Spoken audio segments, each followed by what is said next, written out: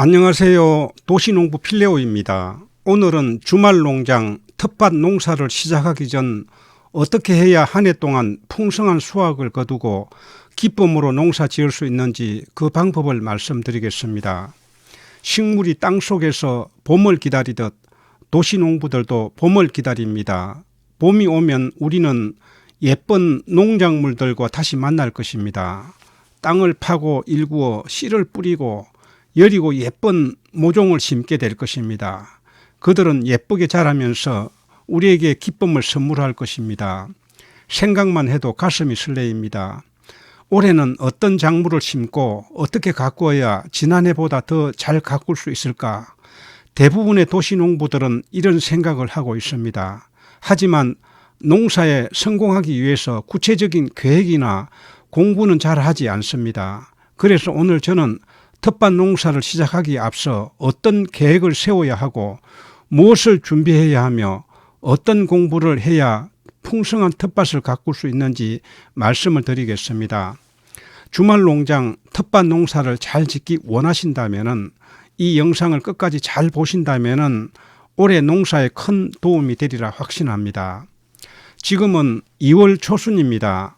농사 시작하려면 아직 한 달 반 이상 남았습니다. 이 기간에 올해 농사에 관하여 계획을 세우고 준비와 공부를 잘 한다면 여러분은 올해 농사 성공할 수가 있을 것입니다.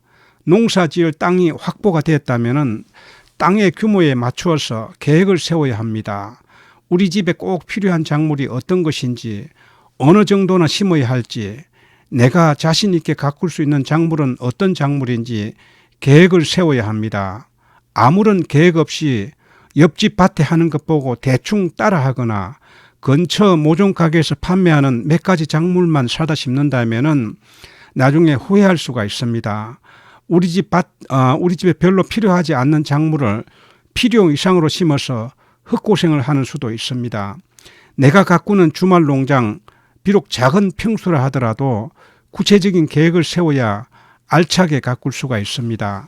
할 수만 있으면은 여러 종류의 작물을 심어야 합니다. 한마디로 다품종 소량 생산이라고 합니다. 그런데 저는 다품종 효율적 생산을 주장합니다. 다품종 효율적 생산이란 여러 종류의 작물을 심때 우리 집에서 많이 필요한 작물은 많이 심고 그렇지 않은 작물은 적게 심는다는 뜻입니다. 이렇게 하면 가장 이상적인 주말 농장의 운영이 될 수가 있습니다.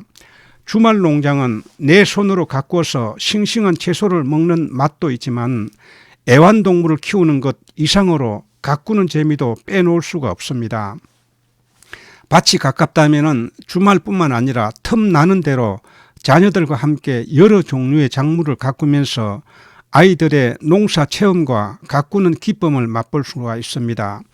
그런데 주변에 농사 짓는 분들 보면은 그렇게 하지 못하는 분들이 참 많습니다. 어떤 분은 꼭 필요하지 않은 작물을 한두 가지만 몽땅 심는 분들도 있습니다. 저는 이런 분들을 보면서 한두 작물만 잔뜩 심길래 시장에 내다 팔기 위해서 심는 줄 알았습니다. 그런데 그것이 아니었습니다. 자기 집에서도 다 필요하지 않은 작물을 충동 구매처럼 생각 없이 선택한 것입니다. 이렇게 생산한 수확물은 이웃집에 나눠주기도 어렵습니다. 전문 농사꾼에 비해서 품질도 떨어지는 작물을 남에게 그냥 주는 것도 쉽지 않기 때문입니다. 우리 식구들이 좋아하는 상추 몇 포기, 고추 몇 포기, 그중에 아빠가 좋아하는 청양고추 몇 포기, 엄마가 좋아하는 꽈리고추 몇 포기, 그리고 아이들이 좋아하는 방울토마토 몇 포기, 이렇게 여러 종류의 작물을 심는다면 각각 다르게 자라는 모습을 통해 기쁨을 얻게 되고 수확해서 먹는 기쁨도 크게 될 것입니다. 이렇게 하기 위해서 먼저 작물의 종류와 수량을 파악을 하고 결정을 해야 합니다. 아무리 작은 평수를 하더라도 최소 10종 이상의 작물을 심기를 권합니다. 그리고 두둑을 만들 때 고추와 오이 등을 심을 작은 두둑 몇 개를 만들며 또 상추나 깻잎 등을 심을 큰 두둑은 몇 개 만들어야 할지 계산을 미리 해야 합니다. 두둑 길이를 확인하여 심을 작물의 간격을 나누면 몇 포기를 심을 수 있을지 확인할 수가 있습니다. 예를 든다면은 40cm 간격이 필요한 고추 10개 그리고 50cm 간격의 토마토가 6개라면은 총 길이가 7m가 됩니다.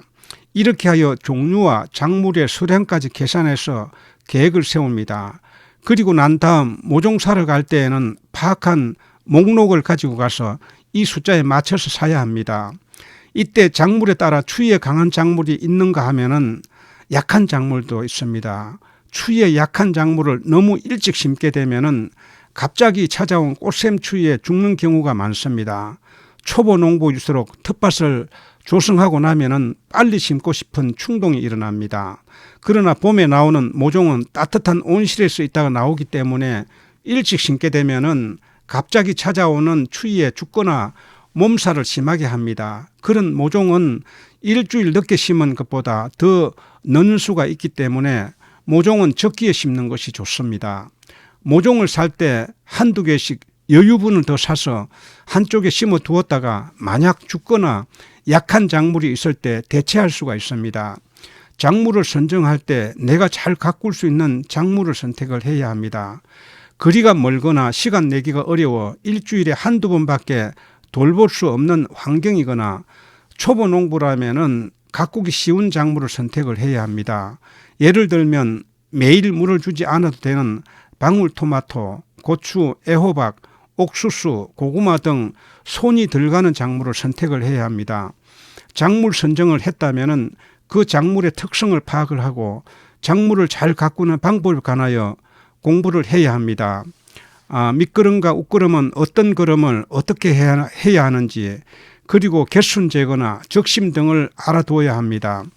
물을 좋아하는 작물인지 그리고 두둑은 높게 만들어야 하는지 아닌지 등 가꾸는 방법을 자세하게 공부를 해야 합니다. 아직 봄 농사를 시작하려면 한 달 반 이상 남았습니다. 이 기간에 열심히 준비하고 공부를 한다면 초보 농부라 하더라도 올해 농사 좋은 성과를 낼 수가 있을 것입니다. 준비 없이 주말 농장을 시작했다가 실패한 한 분을 소개하겠습니다. 몇 년 전 주말 농장 이웃밭에 공직에서 은퇴한 초보 농부 한 분이 있었습니다. 이분은 주말 농장 한 구자 10평을 분양을 받았습니다. 그곳에 상추 몇 포기와 그리고 고추만 몽땅 심었습니다. 이분은 고추를 심기 위해 두둑을 만들었는데 두둑의 높이도 거의 높이지 않았고 물고랑도 제대로 내지 않았습니다. 고추 심은 간격도 최소한 40cm 이상은 띄어야 하는데 30cm 이내로 촘촘하게 심었습니다. 고추는 밑거름으로 퇴비를 많이 넣어야 튼튼하게 자랍니다. 그런데 이분은 퇴비보다는 화학비료 위주로 밑거름을 하는 것이었습니다. 참고로 고추는 단저병이나 역병 등 대부분의 바이러스 병은 비가 많이 올 때 물을 타고 옮겨가기 때문에 두둑을 높게 해야 하고 비닐 멀칭을 꼭 해야 합니다. 그리고 고추는 크면서 무성하게 옆으로 많이 번지기 때문에 간격을 넓게 띄어 심어야 합니다. 그래야 자라도 통풍이 잘 됩니다. 통풍이 안 되면 단저병과 역병 등 여러 가지 병에 온상이 됩니다. 이분의 고추는 비료를 주었기 때문에 봄에는 아주 잘 자랐습니다. 장마 전까지 고추가 무성하게 자라면서 열매가 주렁주렁 달리니까 아주 좋아했습니다. 매일 밭에 나와서 고추가 예쁘게 맺히는 모습을 신기하게 바라보면서 좋아했습니다. 그런데 기쁨은 거기까지였습니다. 장마철이 왔습니다. 두둑도 낮고 물고랑도 없어 물이 빠지지 않습니다. 촘촘하게 심어서 고추가 자라니까 다닥다닥 붙어서 통풍도 되지 않았습니다.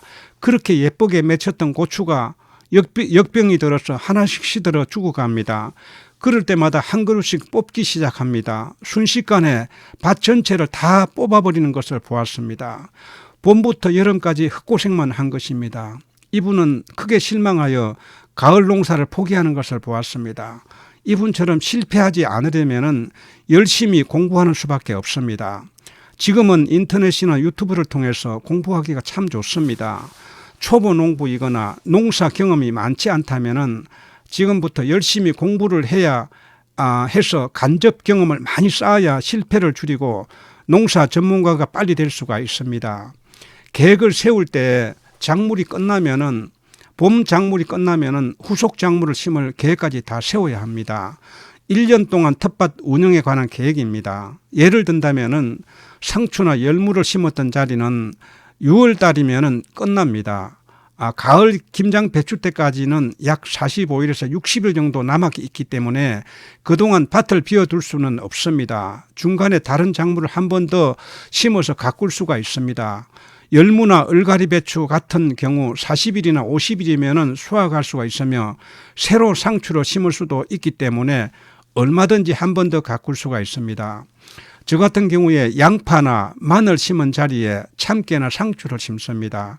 그리고 참깨를 수확하고 난 다음에 김장 무나 김장 배추를 심습니다. 이런 식으로 1년 동안 농사 계획을 지금 세워야 합니다. 아무리 작은 땅이라 하더라도 이렇게 계획을 세워서 텃밭을 운영하면은 세우지 않은 것보다 거의 2배 이상을 수확을 할 수가 있습니다. 주말 농장은 행복의 터전이자 건강의 비결입니다. 가꿔서 먹는 기쁨보다 가꾸면서 얻는 기쁨은 10배라고 제가 말할 수가 있습니다. 농작물이 예쁘게 무럭무럭 잘 자라는 모습은 우리에게 큰 기쁨과 행복을 안겨줍니다. 이 일을 위해서 지금부터 계획을 잘 세우시고 공부를 많이 하셔서 올 한 해 풍성한 농장을 일구시고 행복한 한 해 되시기를 바랍니다. 오늘은 농사를 시작하기 전 농사 계획과 준비해야 할 사항에 관하여 말씀을 드렸습니다. 지금까지 시청해 주셔서 감사합니다. 도움이 되셨다면 구독과 좋아요 부탁드립니다. 다음 영상에서 뵙겠습니다. 안녕히 계십시오.